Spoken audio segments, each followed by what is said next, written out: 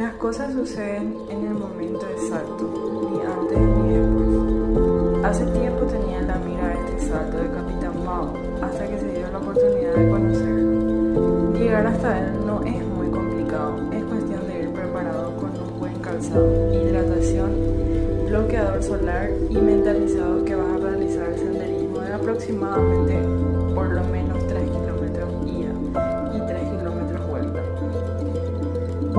Entre subidas y bajadas, ya que está ubicado entre serranías, está en la colonia Piral, donde convergen dos arroyos que van formando esta hermosa caída doble, por eso el nombre de Yoguay, pero algunos lo conocen como Salto Piraí.